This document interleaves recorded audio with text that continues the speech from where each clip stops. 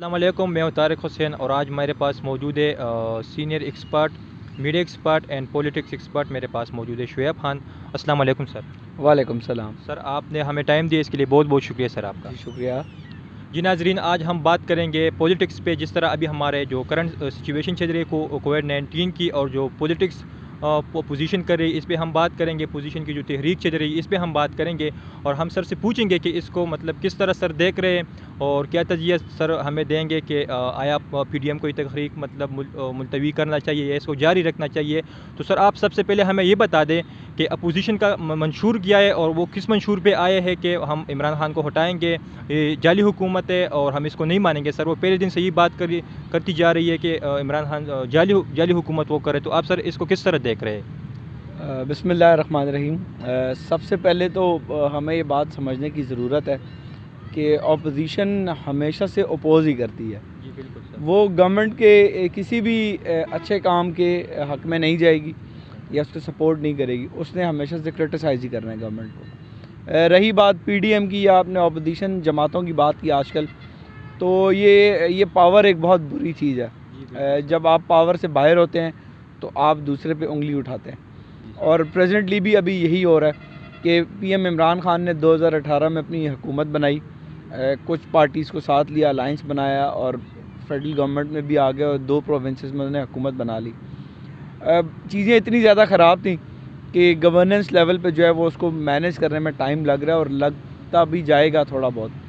उसकी वजह यह है कि एक तो इनकी वर्किंग नहीं थी, गवर्नमेंट के एंड पे जो है इनकी गवर्नेंस वीक है डोमेस्टिकली। इंटरनेशनल फ्रंट पे फॉरेन पॉलिसी के हवाले से काम अच्छा कर रहे हैं, बट डोमेस्टिकली इन्फ्लेशन बढ़ी है, महंगाई बढ़ी है, बेरोज़गारी है, इकॉनमी के हालात ठीक नहीं है। अभी 2 साल बाद जाके थोड़ा सा इकॉनमी बेहतर होना सर शुरू हुई है। तो जिस तरह पोजीशन मैं एक लास्ट बात ये करना चाह रहा था कि जो अपोजिशन जमातें हैं, इमरान खान ने पहले दिन ये बात की थी जब वो फर्स्ट टाइम आया था कि ये जितने भी चोर और डाकू अकॉर्डिंग टू हिम मैं उनको छोड़ूंगा नहीं और ये सब मेरे खिलाफ इकट्ठे हो जाएंगे। तो सर मैं इसमें ये बात भी अभी ऐड करना चाहता हूँ कि सर इस तरह नहीं होनी चाहिए पोजीशन को। जो भी हुकूमत आता हो उसको टाइम देना चाहिए। सर इससे पहले जो करंट गवर्नमेंट है ये भी पोजीशन में थी, तो अभी हुकूमत के ये जो अपोजिशन है ये कह रही है कि जाली हुकूमत है, सेलेक्टेड हुकूमत है। तो इससे पहले इमरान खान भी जब अपोजिशन में थी तो उन्होंने यही बात की थी कि उसका 4 हलकों का मसला था, वो कोर्ट लेके गए, इस तरह उन्होंने बात की। लेकिन ये तो कोर्ट भी नहीं जाते फिर भी कह रहे हैं कि जाली हुकूमत है। तो इसको सर आप किस तरह देख रहे हो और डायरेक्टली आर्मी पे अटैक कर रहे हैं। तो सर इसको मतलब किस तरह होना चाहिए? इसको ये नहीं होना चाहिए कि हुकूमत को टाइम दे, अभी और भी 2 साल है तो उसको कुछ काम करने दे। और इमरान खान तो यही कह रहे हैं कि मुझे मतलब जिस तरह पाकिस्तान मिला था वो इन्होंने बिल्कुल तबाह किया था, तो मैं इसको ठीक करने में बहुत टाइम लगेगा। तो इसको किस तरह आप देख रहे हो सर?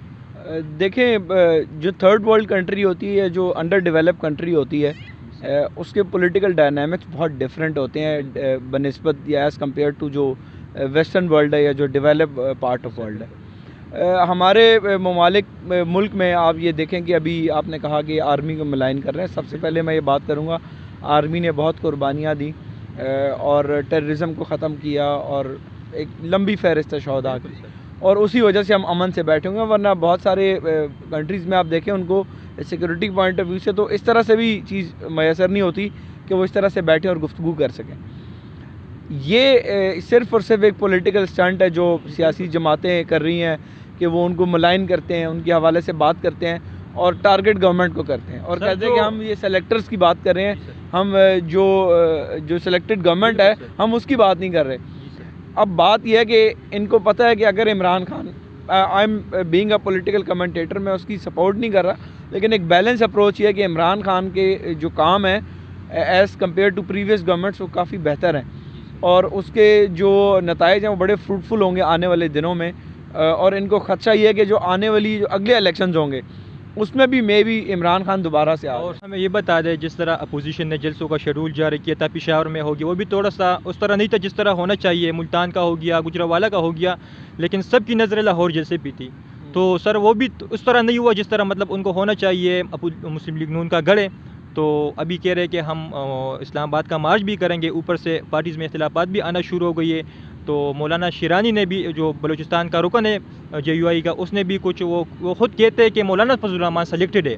वो किस तरह इमरान खान को सेलेक्टेड कह सकते हैं? और दूसरा सर जो मुस्लिम लीग नून है वो लाहौर जो पार्टी सदारत है वो परवेज़ मलिक ने छोड़ दिया, अयाज सादिक भी उसको करने को तैयार नहीं। तो सर इसको आप किस तरह देख रहे हो, किस तरह हुकूमत को गिराएंगे सर? देखिए, सबसे पहली बात तो ये है कि पीडीएम में 11 जमातें शामिल हैं बिल्कुल सर। और उन्होंने जो फर्स्ट मीटिंग हुई थी उनकी, उन्होंने ये डिसाइड किया था कि हमने किस पैटर्न के अकॉर्डिंगली आगे चलना है। जी बिल्कुल। लेकिन जब नवाज शरीफ की इंटरेस्टिंगली पहली speech I, online virtual speech, तो सब जो है वो एक शॉक की पोजीशन में आ गए और वो परेशान हो गए कि उन्होंने जो है वो एक कौमी इदारे को डायरेक्टली नाम लेके मलाइन कर दिया या टारगेट कर दिया, जिसकी वजह से इख्तलाफात वहीं से शुरू हो गए थे। क्योंकि उन्होंने कहा था कि हमने हार्ड लाइन जो है वो अपने कौमी इदारों के ख़िलाफ़ नहीं लेनी, हमने हुकूमत को जो है क्रिटिसाइज़ करना है, और वो भी एक हद तक। आप कभी भी मीडिया पे भी और वैसे भी अपने कौमी इदारों को जो है ना वो इस तरह से टारगेट नहीं करते। दूसरी बात यह है कि अभी प्रेजेंट में आपने बताया मौलाना शेरानी की एग्जांपल दी, और मौलाना फजल रहमान को तो मैं इसीलिए किसी खाते में नहीं डालता कि दीन को उन्होंने बहुत ज़्यादा यूज़ किया है पॉलिटिक्स के लिए। पूरी दुनिया में होता है, पाकिस्तान का भी आप देखें जब इंडिपेंडेंस की मूवमेंट थी, दीन का कहीं ना कहीं फैक्टर मौजूद था। लेकिन इसका मतलब ये बिल्कुल नहीं है कि आप दीन को इस्तेमाल करते हुए लोगों के सेंटिमेंट्स के साथ खेलें और आप मदरसे के बच्चों को ला के रोड पर बैठा दें। सर इसमें आपने बात की कि मौलाना फजल रहमान को मैं किसी खाते में नहीं डालता सर, तो वो कह रहे हैं कि ये हुकूमत सेलेक्टेड है, जाली है, तो सर इसको फिर मतलब ये नहीं होना चाहिए? इज पॉसिबल कि ये जाली है, सेलेक्टेड हुकूमत है? तो मौलाना साहब तो खुद मुशर्रफ साहब के साथ बैठे रहे थे, वो ना बैठते हैं ना। अभी खुद इस हुकूमत में भी सर उन्होंने मतलब वो सदारत का इलेक्शन लड़ा, तो फिर वो क्यों लड़ा सर? मैं यही बात कर रहा हूँ, इनको मसला सिर्फ और सिर्फ ये है कि पीटीआई की हुकूमत बंद कैसे गई। और अगर आप केपी की हिस्ट्री देखें तो केपी में कभी भी इस तरह नहीं हो कि एक पार्टी परफॉर्म नहीं करी तो वो दोबारा से हुकूमत में आए।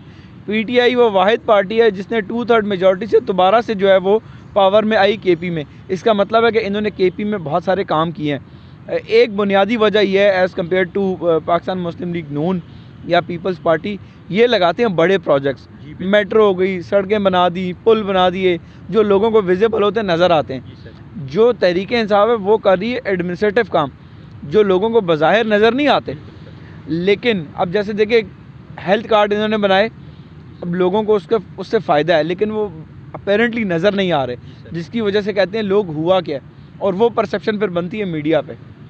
तो सर इस पे हम थोड़ा सा बात ये भी करते हैं, जो इस्तीफे है वो कह रहे कि हम इस्तीफे देंगे, तो 31 उन्होंने तारीख दी है कि हम इस्तीफे देंगे। तो सर इसको मतलब क्यों इस्तीफे, मतलब वो कह रहे कि हम देंगे सोशल मीडिया पे इस तरह, लेकिन वो डायरेक्ट स्पीकर को क्यों नहीं दे रहे सर? इस्तीफे वो भी एक सियासी बात है, क्योंकि उनको पता है कि अगर हमने इस्तीफे दे दिए तो इमरान कह रहे कि हम जिम्मी इलेक्शन करा देंगे सर। हाँ, उन्होंने तो कहा है कि मैं एक्सेप्ट भी करवा लूँगा और कर लूँगा और इलेक्शन करवा दूँगा। और इनको ख़तरा या डर ये है कि अगर उसने एक्सेप्ट कर लिए दोबारा से कोई ज़्यादा सीट्स इमरान खान ले गया तो फिर तो सारा मसला ही हल हो जाएगा पीटीआई। सर ये भी है, और इसमें सर अभी सीनेट के इंतखाबात जो मार्च में होने थे वो भी इमरान खान ने फैसला किया है, अदालत जाने का भी फैसला किया कि हम इसको फरवरी में करेंगे सर। तो फिर तो इमरान खान इसमें भी पावर में आ जाएंगे, तो फिर वो इस तरह मतलब वो कानून साजी करेंगे कि ये लोग बचेंगे नहीं, तो इसलिए ये सर हिलाफ हो गए इसका। बिल्कुल यही वजह। और दूसरी बात ये आपने सेनेट इंतखाबात की बात की, इस पर शो ऑफ हैंड्स का आजकल वो चल रहा है कि हुकूमत ने कहा है कि हम कोर्ट में जाएंगे। आई थिंक ये होना भी चाहिए कि आपको पता हो कि जो हॉर्स ट्रेडिंग का इशू है, ये जो पैसे लगते हैं सेनेटर्स की वोटिंग के ऊपर, वो ओपनली सबको पता हो कि भाई कौन जो है वो किस पार्टी या किस नुमाइंदे को वोट दे रहा है। तो it's a good political move by Imran Khan. Sir तो आप क्या ये देख सकते हो कि आने वाले कुछ दिनों में पाकिस्तानी सियासत किस तरफ जा रही है, और क्या अपोजिशन कामयाब हो जाएगी इमरान खान को, वो हुकूमत मतलब वो उस इस्तीफ़ा देने पे मजबूर कर देगा इमरान खान को सर? आई थिंक हमें ये चीज़ समझनी चाहिए कि पाकिस्तान में जो एक्सटर्नल थ्रेट्स हैं पाकिस्तान को, और जो सिक्योरिटी की सिचुएशन है, इंडिया दोबारा से फॉल्स फ्लैग ऑपरेशन करने की सोच रहा है, उसके अलावा जो बॉर्डर टेंशन चल रही हैं, अफगान पीस प्रोसेस चल रहा है, डिफरेंट फैक्टर्स हैं, उसकी वजह से जो है वो हम अपनी मौजूदा हुकूमत को शेक नहीं कर सकते। शेक से मुराद ये है कि उसको आप क्रिटिसाइज़ ज़रूर करें, अपोजिशन का काम यही है, लेकिन आप उसको इतना अंडर प्रेशर ना लेकर आएँ कि वो जो है वो इंटरनेशनल फ्रंट पे भी जो है वो मसाइल खड़े हो जाएं उनके लिए, और डोमेस्टिक फ्रंट पे भी। तो अपोजिशन जमातों को इस बात का ख्याल भी करना चाहिए। और मैं ये समझता हूँ कि चाहे वो मुस्लिम लीग नून हो, पाकिस्तान पीपल्स पार्टी, हाँ जहाँ तक पीपल्स पार्टी का ताल्लुक है वो बड़ा स्मार्टली एक्ट कर रही है। और वो आप देखेंगे कि उन्होंने पाकिस्तान मुस्लिम लीग नून को आगे किया हुआ है, जो एक परसेप्शन भी जा रही है ओवरऑल सोसाइटी में, और बैक एंड पे खुद सियासत कर रही है। और उन्होंने नवाज शरीफ को कितना आराम से बाहर भिजवा दिया और ख़ुद पाकिस्तान में बैठ के वो सियासत कर रहे जी हैं। सर, तो इसमें सर हम बस सिर्फ आपसे ये लास्ट में पूछेंगे सर कि इस्टेब्लिशमेंट और इमरान खान आपको लगता है कि एक पेज पे है सर? मेरे ख्याल से ये पूरी दुनिया में होता है। हमें इस हवाले से पाकिस्तान में मुझे नहीं समझ लगती कि इतना इसको क्यों बात को ड्रैग किया जाता है। पूरी दुनिया में होता है। पूरी दुनिया में जो सिक्योरिटी के मामलात है, डिफेंस के हैं, फॉरेन पॉलिसी के जी सर, हैं, बिल्कुल। उनमें इन्वॉल्वमेंट होती है और उनकी से भी होती है। तो हमें इसको पॉजिटिव लेना चाहिए। अब आप इंडिया में देख लें, इंडिया में भी यही होता है। आई डोंट नो कि हमारे यहाँ पे सियासी लोगों का क्या इशू है। मे भी सबसे बड़ा इशू ये है कि वो पावर से बाहर होते हैं तो उनको तकलीफ़ होती है। जी सर, बस लास्ट में एक क्वेश्चन करूंगा, फिर हम इसको क्लोज करेंगे। आप हमें सिर्फ ये बता दें सर कि जिस तरह अपोजिशन की तहरीक चल रही है सर, ये कामयाब हो जाएगी या नहीं, और आपको लगता है सर कि इमरान खान जो बाकी 2 साल रह गए वो कंप्लीट कर लेंगे सर? मैं काफ़ी अरसे से शोबा सहाफ़त से वाबस्ता हूँ और सियासी जमातों को भी बहुत कवर किया मैंने।